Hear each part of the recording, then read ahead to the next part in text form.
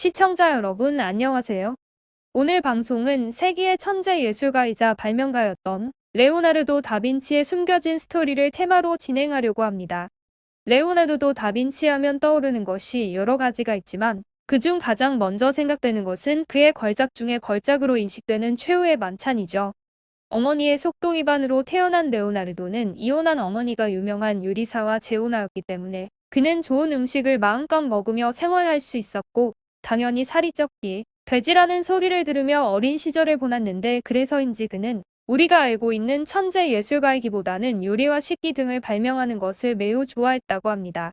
레오나르도의 새아버지는 갈수록 살쪄가는 그를 당시 유명한 미술가인 베로키오에게 보내 그림을 배우도록 시켰지만 뚱뚱한 그를 본 베로키오는 이 돼지가 무슨 그림을 그리겠나 싶은 마음이 들었고 그때 주문이 들어온 그림 중 천사를 그려 넣어야 하는 부분이 있어 별다른 기대 없이 그에게 지나가는 말로 천사를 그려 넣으라고 했는데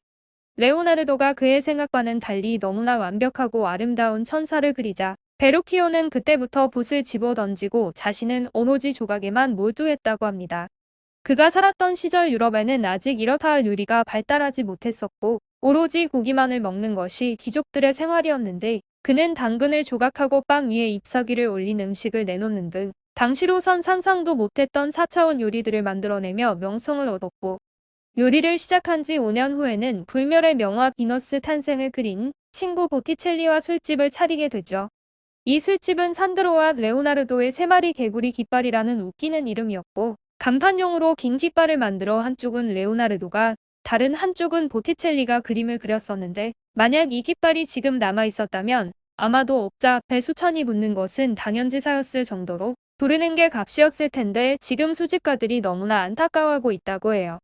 그러나 이 두 천재들은 경영에는 영 소질이 꽝이었던지 얼마 지나지 않아 촐딱 망해버렸고 형편없는 요리사라는 억울한 누명 아닌 누명을 쓰게 되었는데 이것이 그에게 독이 아닌 약이 되는 상황이 됩니다.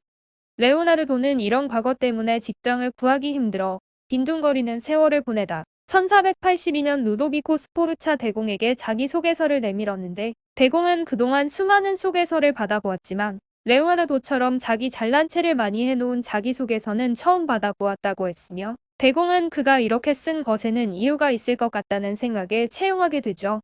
이렇게 대공의 주방에 채용된 레오나르도는 그때부터 신나게 자기가 하고 싶은 일들을 해대는데 부엌을 효율적으로 만들겠다는 생각으로 온갖 것들을 발명해내기 시작했고 포크, 스파게티, 냅킨, 후추 그라인더, 병따개, 건조대 등의 수많은 발명품들은 지금까지도 인간의 삶에 깊숙이 파고들어 편리함을 주고 있습니다. 레오나르도가 발명한 많은 기계들은 분명 천재적이고 놀랍도록 창의적인 것만은 확실했지만 문제는 그가 만들어낼 온갖 기계들의 부피가 너무나 거대해서 대공의 주방은 점점 커져갔고 그렇지 않아도 사람들이 바글거려 비좁던 주방은 그의 거대한 기계들 때문에 발 디딜 틈조차 없어져 결국에는 대공의 대연회장은 물론 대공의 어머니 방과 무기고까지 주방이 되어버리는 변이 일어나고 말았죠.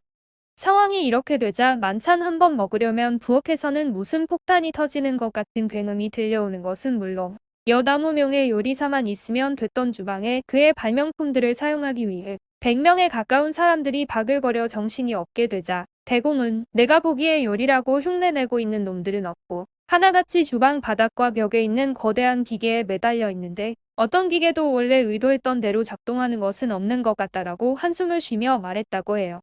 대공의 결혼식에 사용하겠다며 성벽의 높이만큼의 케이크를 만들어 달려든 쥐떼들 때문에 온통 난리가 나기도 했고 손님들에게 아기자기해 보이도록 당근 하나를 조각해 내놓겠다는 것을 말리기도 했지만 대공은 무슨 생각에서인지 여전히 레오나르도를 후원해줍니다. 그러던 어느 날 대공과 친밀한 관계에 있던 산타마리아 델레그라치의 수도원 주방벽에 벽화를 그려야 할 일이 생기자 원래 화가인 것을 알고 있던 대공은 레오나르도를 벽화를 그리라고 수도원으로 보냈고 레오나르도가 내키지는 않았지만 수도원에 가기로 한 것은 그림의 제목이 최후의 만찬이었는데 이 만찬이라는 단어 때문이었고 수도원에 간 그는 3년이라는 시간 동안 이 벽화를 그리게 됩니다. 레오나르도는 투자한 3년이라는 시간 중 2년 9개월 동안을 그림의 식탁 위에 놓일 음식과 와인을 고르는 데 사용했는데 이때 레오나르도는 마치 도자기를 굽는 장인의 마음으로 수도원에 있는 모든 와인을 마셔보며 그것도 아니고 저것도 아니라며 골라대는 통에 수도원 와인 창고가 말라버릴 정도였고 이 요리 저 요리를 가려가며 하도 실험을 해대는 통에 수도사들이 먹을 것이 없어 굶어 죽어가고 있다고 대공에게 항의해 대기도 했다고 하네요.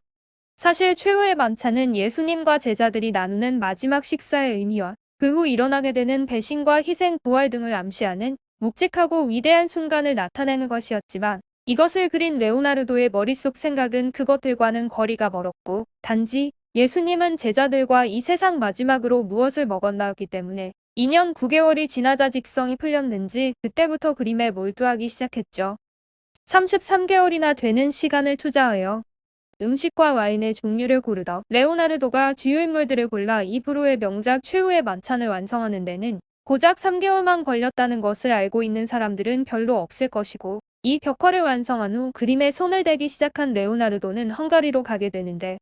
그곳에서 그림에 대해서 별 지식이나 흥미를 갖고 있지 않은 사람들고 대부분 익히 알고 있는 그의 명작인 모나리자를 4년에 걸쳐 완성해냅니다. 그 후 프랑스의 왕이자 미식가였던 프랑수아 1세는 다른 사람들이 레오나르도에 대해 시큰둥했던 것과는 달리 그에게 성 한 채를 통으로 선물한 후 1519년 레오나르도가 꼴까닥 할 때까지 툭하면 그곳에 찾아가 그의 주방에서 사용되는 발명품 등의 찬사를 보내며 신나게 먹고 마시며 시간을 보냈고 그의 천재성을 인정하며 높이 샀다고 합니다. 오늘 방송은 여기까지이며 구독과 좋아요를 꼭 눌러주실 것을 부탁드립니다. 시청해주셔서 감사합니다.